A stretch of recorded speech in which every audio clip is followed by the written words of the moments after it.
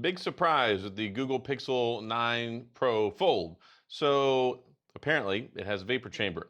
Yes, this is not something that was disclosed basically, I guess, until around the launch, whenever, at least not to my knowledge. From what I know, whenever we had the event, they said the Pixel 9 Pro and 9 Pro XL had a vapor chamber, but everybody, at least I thought, for the longest time, the last couple of weeks, that the Pro Fold did not have one. So apparently it has been discovered that it does have one, and that's very good. And I had a comment asking me what in the world is a vapor chamber. So I want to take an opportunity real quick to explain this and why it's a good thing and why it helps contribute to having the lower heat that we get with these phones. So the vapor chamber basically, it's like this flat little apparatus that is inside the phone, and it connects with the chip that's in there. The chip creates a lot of heat. That's what causes the throttling. That's what causes the thermal stuff. It causes heat.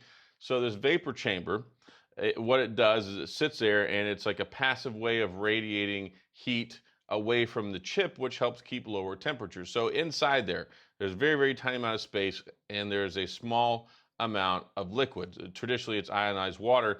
And what happens is, because it's sealed, it's one of those things when it comes to like chemistry and physics, it just changes from one matter to the other. So it's a liquid, and as it comes in contact with the really hot chip, it absorbs the heat and then it dissipates, like it evaporates. And then as it evaporates, it goes to the other chamber inside of the vapor chamber, where it can cool off, and it recondensates and turns back into moisture, and then it flows back to where the chip is at, so that way it can use. Now we're talking very, very, very small amount of liquid here, but just having that in there and just having the ability to remove the heat from the heat source and help cool it off. And it's like this continuous cycle where it's like water's going one way, it's evaporating, and it's turns into condensation, and then recondensates and turns back into moisture. So what that does is, normally with a PC, or you have things that generate a lot of heat, you have active cooling. You'll have a all-in-one water cooler on your computer. We have graphics cards that have water coolers. We have heat sinks that have cooling fans on them on computers. We have all this stuff. Well, we don't have that in these phones because these phones are quite thin. So we have to find more creative ways to deal with the heat load. And the heat load is whenever it comes to electronics, is always what causes performance to suffer. Heat causes suffer in performance. It causes poor battery life. It degrades your components faster. So this is what all these crazy people have come up with to help alleviate some of the heat stuff. So that's something that's nice. And also, because the Pixel phones don't have the titanium in them, and that's been one serious issue we've been dealing with, particularly the iPhone 15 Pro series, because it has the titanium rails. Well, the way that heat works with these phones is it generates the heat, and usually you can find the heat source. It'll get really, really hot in one spot, and then it kind of radiates out from there. That's generally where your chip is at, right?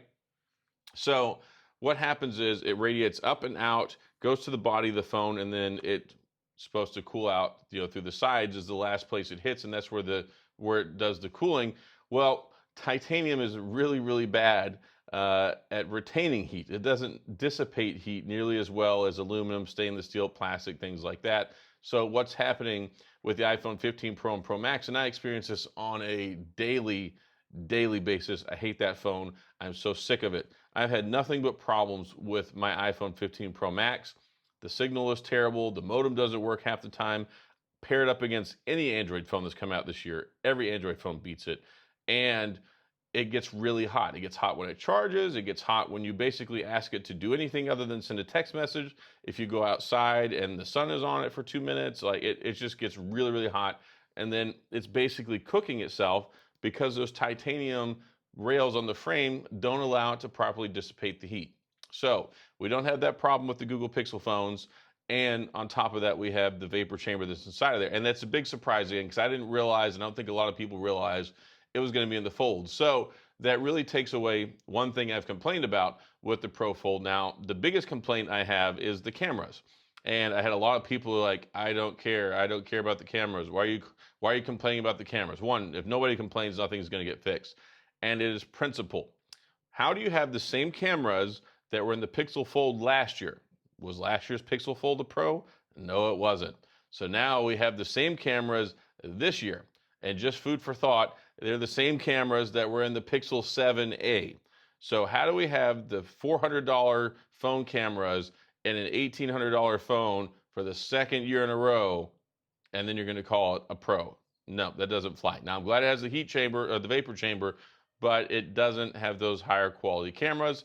I get it. They can't necessarily fit, but even with that big block that they put on the back with the double block for the camera visor, I think they could have come up with something better. I really feel like this is just a cash grab move for them to go ahead and keep the same one in there, because the bar is so low with these foldable phones, at least for most of them. I mean, take a look at the Z Fold 6. It's been using the same cameras for 3 years. But at least those same cameras 3 years ago were in your flagship level, and they weren't out of their $400 budget phone. But I've complained about the Pixel Fold cameras. I've complained about the Z Fold 5, the Z Fold 6 cameras. Complaining about now the Pixel 9 Pro Fold. I don't think it's a Pro phone. But anyway, I know people like it. It is really nice. The inner screen, the dimensions, big screen, folds flat, it's thinner, and there's a lot of great things about the Pixel 9 Pro Fold. It is a really nice phone. There's a lot of stuff to like there, but I'm going to complain about that. And then someone said something like, oh, well, the average consumer doesn't care about these cameras. And yeah, you're right, but the average consumer isn't buying these $1,800 phones.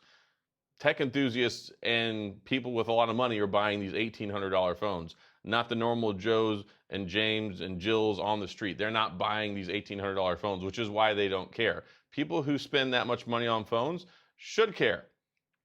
I mean, it would be like if you bought a Mercedes and they had like all plastic interior on the inside of it that was like just cheap crap, right?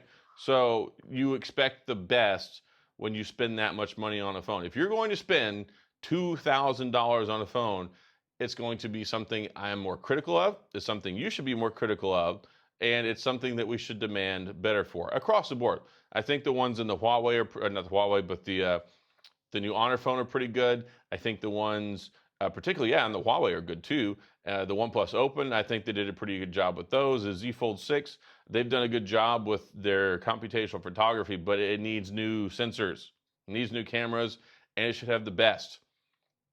It should have the best. So I think that, anyway, I'm going to shut up about that. But yeah, super cool about the vapor chamber. I put an edited pinned comment in my video that I put out the other day because I said it didn't have one. So I apologize for that. I don't know what the deal is, but when it comes to these Pixel phones, they don't like to tell people what the specs are. So normally I go to this website called GSM Arena, and they basically have all the specs you need for every phone after they come out. A lot of times before they come out, and it didn't say anything for like the first week. And then it said UFS 3.1 for the memory, but some people are saying it's UFS 4.0 if you have a 256 or higher model, and it's only UFS 3.1 in the 128. And then everybody was saying, oh, there's no vapor chamber in this thing, and it wasn't listed on GSM Arena. And then now all of a sudden there is a vapor chamber. So I don't know what it is. Like, Google just refuses to put this information out there. So it makes it difficult sometimes. I try my best. Everybody tries their best. But yeah, Samsung and a lot of other brands are a lot more transparent. It's even the same way with the Apple phones. For the longest time, it was hard to get legitimate information about what actual specs were in there or what was in there until they came out. So anyway, I digress. I'm done here. Has a vapor chamber. It's cool. I explained what it did. I wish I had a vapor chamber right now while I'm walking around Berlin because I'm tired of sweating. It's really hot. But tomorrow is a better day, and it'll be 70, and it'll get rained on, so then it'll be even better. So that's all I got. If you have any questions, comments, concerns, gripes, complaints, general things you want to complain about, you know where to go.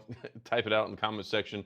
If you enjoyed the video, please hit the like and the subscribe button and a little notification bell if you want updates when new videos come out. And as always, thanks for being here. I appreciate you watching, and I'll see you guys next time.